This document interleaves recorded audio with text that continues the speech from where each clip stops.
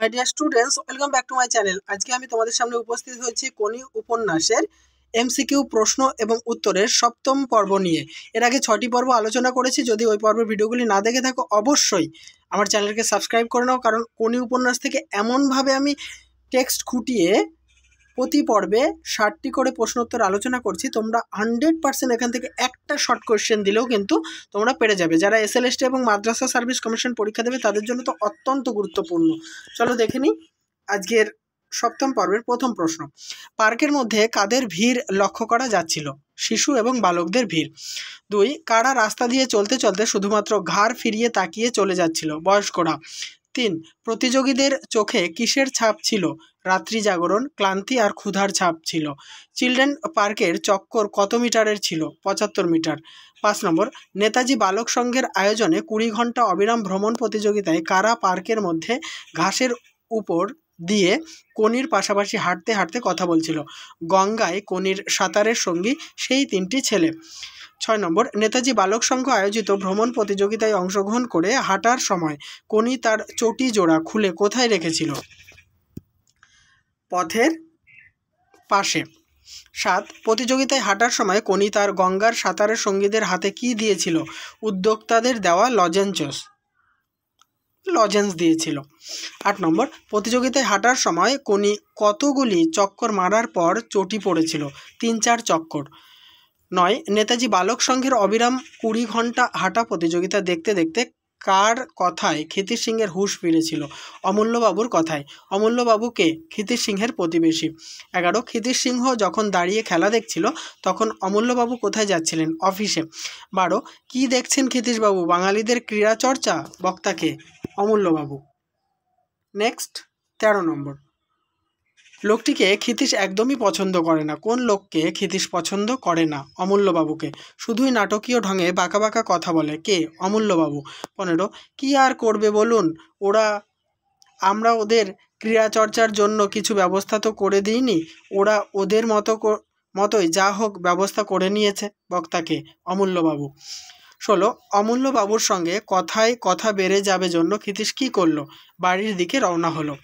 17, children's পার্কে ভ্রমণ প্রতিযোগিতা দেখে বাড়িতে এসে ক্ষিতীশ কি দেখতে পেল? সদর দরজায় তালা দেখতে পেল বা তালাবন্ধ দেখতে পেল। 18, চিলড্রেন্স পার্ক থেকে ভ্রমণ প্রতিযোগিতা দেখে এসে ক্ষিতীশ ঘড়ি দেখে জিভ কেটেছিল কেন? 50 মিনিট দেরি হয়ে গিয়েছিল, তাই জিভ কেটেছিল। 19, লীলাবতী এতই রেগেছে যে রান্না না চাপিয়েই বেরিয়ে গেছে। লীলাবতীর রাগের কারণ কি? বাজার করে ফিরতে ক্ষিতীশ সিংহের 50 মিনিট দেরি হয়ে গিয়েছিল। 20 নম্বর, আনাজ কুড়তে বসে ক্ষিতীশের কি ইচ্ছে করছিল? চিলড্রেন্স পার্কে গিয়ে কোনিকে দেখে আসতে ইচ্ছে করছিল। 21, চিলড্রেন্স পার্কে ক্ষিতীশ সিংহ কোনিকে কতবারের জন্য দেখেছিলেন? দ্বিতীয়বারের জন্য। প্রথমবার দেখা হয়েছিল কোনির সাথে গঙ্গার ঘাটে, আর চিলড্রেন্স পার্কে দ্বিতীয়বার দেখেছিল অবিরাম 20 ঘন্টা ভ্রমণ প্রতিযোগিতায়। নেক্সট 23 নম্বর, কে অবিরাম হাঁটা ব্যাপারটা একদমই পছন্দ করে না? ক্ষিতীশ সিংহ। ক্ষিতীশ সিংহের অবিরাম হাঁটা পছন্দ নয় কেন? কারণ এতে বুদ্ধির দরকার হয় না, আর বলদের মতো শুধু পাক খায়। স্পিড দরকার হয় না, পেশির জোর লাগে না, পাল্লা দিতে হয় না আর একটা মানুষের সঙ্গে। তাই একে স্পোর্টস বলতে ক্ষিতীশ সিংহের ভীষণ আপত্তি। দেখো, এভাবে যদি ঘুরিয়ে প্রশ্ন দেয়, তাই একে স্পোর্টস বলতে ক্ষিতীশ সিংহের ভীষণ আপত্তি। কাকে বা কোন বিষয়কে স্পোর্টস বলতে কেন ক্ষিতীশ সিংহের ভীষণ আপত্তি? একই উত্তর কিন্তু লিখতে হবে। 25 নম্বর, একবার সে গোলদিঘিতে চিৎকার করে তার আপত্তিটা জানিয়েছিল। কাকে ক্ষিতীশ সিংহ আপত্তি জানিয়েছিল? 90 ঘন্টা সাঁতার কেটে বিশ্ব রেকর্ড লাভে প্রয়াসী এক সাঁতারুকে আপত্তি জানিয়েছিল। 26, 90 ঘন্টা সাঁতার কেটে বিশ্ব রেকর্ড লাভে প্রয়াসী এক সাঁতারুকে ক্ষিতীশ সিংহ কী বলেছিলেন? দেখো কোটেশনের মধ্যে, ওরে বুদ্ধু, এখনও যে একটা অলিম্পিক মেডেল সাঁতার কেটে আমরা পাইনি, আর এসব বুজরুকি দেখিয়ে রেকর্ড করে কি তুই দেশের মান বাড়াবি? এই পুরো অংশটাই কোটেশনে রাখতে হবে, যেহেতু বইয়ের ভাষা। 27 নম্বর, ক্ষিতীশকে কতজন চেনা লোক টেনে সরিয়ে না দিলে হয়তো সে তখনই জলে ঝাঁপিয়ে সম্ভাব্য রেকর্ড বিশ্ব রেকর্ডটিকে তছনছ করে দিত? 4 জন। তবে সে এইটুকু মানে, আবার বলছি 28 নম্বর, তবে সে এইটুকু মাত্র মানে। কে? কি মানে? উত্তর, এসব অবিরাম ব্যাপারগুলোর মধ্যে দিয়ে কার কেমন সহ্যশীলতা, কেমন একগুঁয়েমি সেটা বোঝা যায়। এই ব্যাপারটি ক্ষিতিশসিংহ মানে। 29, ক্ষিতিশসিংহ কী দেখে বিরক্ত হয়? অপজয় দেখে। 30, কিন্তু এখন সে ছটফট করছে। ক্ষিতিশসিংহ কেন ছটফট করছে? পার্কে যাবার জন্য। 31, ক্ষিতিশসিংহ ঘড়ি দেখে কোনি কত ঘন্টা হাঁটছে বলে হিসাব করলো। আবার এটা এভাবে দিতে পারে যে ক্ষিতিশসিংহ ঘড়ি দেখে কোনি কত ঘন্টা হাঁটছে বলে হিসাব করেছিল, প্রায় 14 ঘন্টা। নেক্সট প্রশ্ন, টিকতে পারবে কি? কার টিকতে পারার কথা বলা হয়েছে? কোনির। 33, কোনির কোথায় টিকতে পারার কথা বলা হয়েছে? অবিরাম 20 ঘন্টা হাঁটা প্রতিযোগিতায় টিকতে পারার কথা বলা হয়েছে। 34, ক্ষিতিশসিংহের মতে অবিরাম 20 ঘন্টা হাঁটা প্রতিযোগিতার শেষ কত ঘন্টা খুব ভয়ঙ্কর? শেষ 6 ঘন্টা। 35, কুকারে রান্না চাপিয়ে দরজায় তালা এঁটে ক্ষিতিশসিংহ কোথায় বেরিয়ে পড়েছিল? চিলড্রেন্স পার্কের অবিরাম হাঁটা প্রতিযোগিতায় কোনিকে দেখতে। 36, পার্কে দর্শকের সংখ্যা ক্ষীণ। পার্কের কোথায় কোথায় দর্শক দেখা যাচ্ছিল? গাছের ছায়া এবং বিশ্রাম চালায়।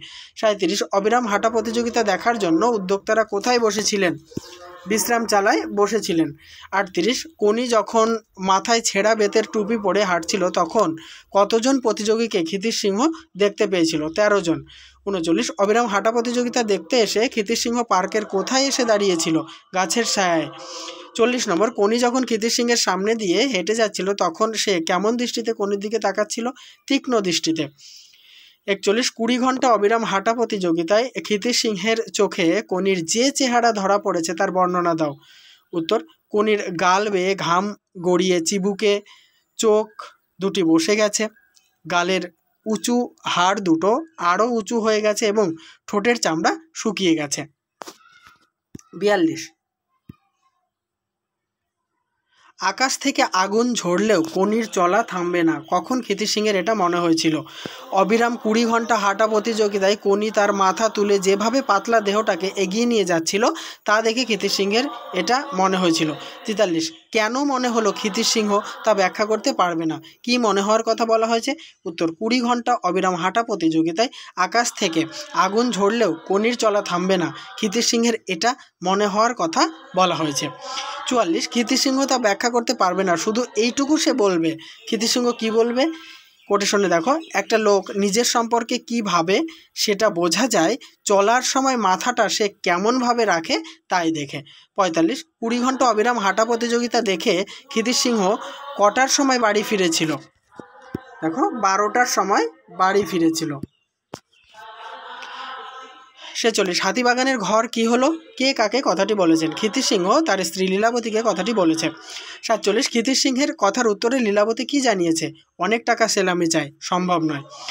48, অন্য মানুষের মতো স্নান ও খাওয়াটা সেরে সে ঘন ঘন ঘড়ি দেখতে লাগলো। কে ঘন ঘন ঘড়ি দেখছিল? ক্ষিতিশসিংহ। আবার বেরিয়ে পড়লো। কে কখন বেরিয়ে পড়লো? 3টে বাজার সঙ্গে সঙ্গে ক্ষিতিশসিংহ আবার কোনির হাঁটা প্রতিযোগিতা দেখতে বেরিয়ে পড়েছিল। 50 নম্বর, পার্কে অবিরাম হাঁটা প্রতিযোগিতায় 13 জন থেকে শেষ পর্যন্ত কতজন প্রতিযোগী টিকেছিল? 8 জন। নেক্সট, পার্কে যখন ভীষণ ভিড় এবং লাউড স্পিকারের রেকর্ড বাজানো বন্ধ করে নানা রকম ঘোষণায় মত্ত তার মাঝে প্রতিযোগীদের কত মিনিট বাকি আছে বলে জানিয়ে দেওয়া হয়? 50 মিনিট। 52, ক্ষিতিশ জানতো ও হাঁটবে এবং শেষ করবে। কার সম্পর্কে ক্ষিতিশের এমন ধারণা?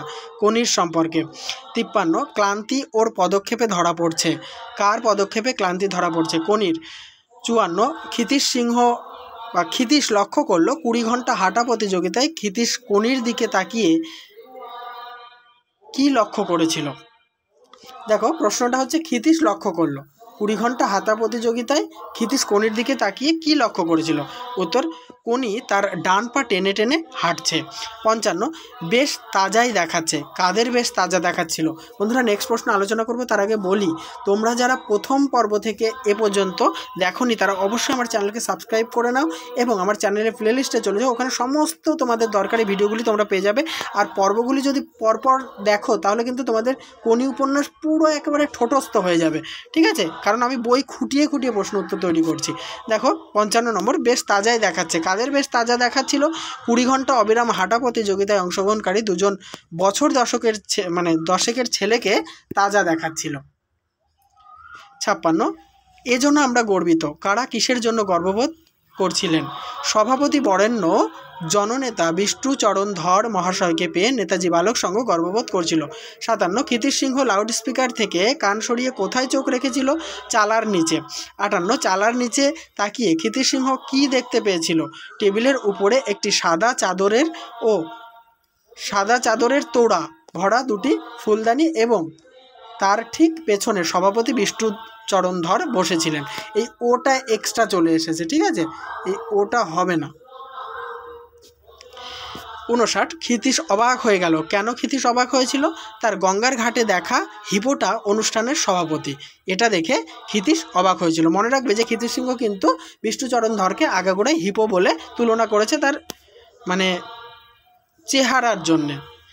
আজকের আলোচনার শেষ প্রশ্ন, তারপরই পুরস্কার বিতরণ অনুষ্ঠান। কত মিনিট পর পুরস্কার বিতরণ অনুষ্ঠান? 20 মিনিট পর। তাহলে এই আলোচনার সঙ্গে সঙ্গে আমি কিন্তু কোনি উপন্যাস থেকে 7ম পর্বের MCQ টাইপ প্রশ্ন উত্তর আলোচনা সমাপ্ত করছি। নেক্সট পর্ব নিয়ে খুব তাড়াতাড়ি উপস্থিত হবো। দেখতে থাকো, সঙ্গে থাকো বিশ্বাস টিউটোরিয়াল ইউটিউব চ্যানেলটি।